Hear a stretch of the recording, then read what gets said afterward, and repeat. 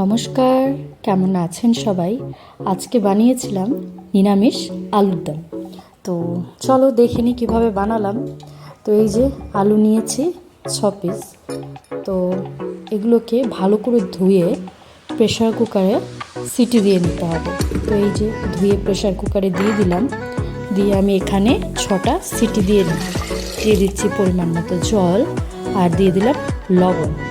দিয়ে সিটি দিয়ে আলু ছুলে আমি এখানে হাফ করে কেটে নিয়েছি, যেহেতু আলুগুলো বড় সাইজের। তো তারপর এখানে পেস্ট করার জন্য নিয়েছি কাজু বাদাম, আদা, কাঁচা লঙ্কা আর টমেটো। পাশে নিয়েছি মটরশুঁটি।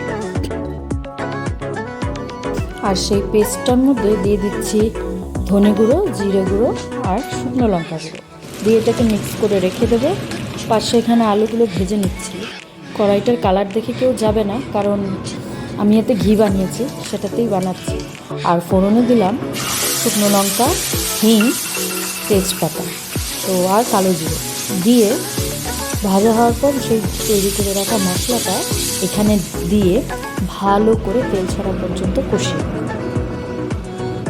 আর সেই মশলাতেই দিয়ে দিচ্ছি মটরশুঁটিগুলো আমি আলাদা সেদ্ধ করিনি।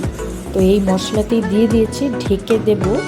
আর এটা আস্তে আস্তে সুন্দর সেদ্ধ হয়ে যাবে, মশলাটাও আমার কষা হয়ে যাবে। এটা হলো আমার পদ্ধতি। তো তোমরা এরকম করে করতে পারো, তাহলে আলাদা করে আর সেদ্ধ করার প্রয়োজন।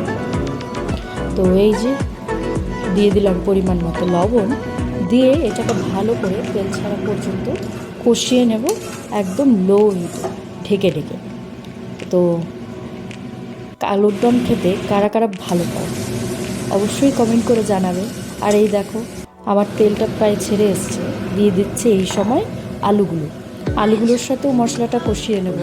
দিয়ে দিলাম গরম মশলা গুঁড়ো, দিয়ে এটাকে ভালো করে মশলার সাথে মিক্স করে নিয়ে ঢেকে দিয়ে কিছু সময় লো হিটে রান্না হবে। তো এই দেখো হচ্ছে, দিয়ে দিলাম পরিমাণ মতো গরম জল। তো যে পরিমাণ দিয়েছি অল্প ফুটবে, তারপর যেহেতু বাদাম দিয়েছি তো তাতে একটু ঘন হয়ে আসবে।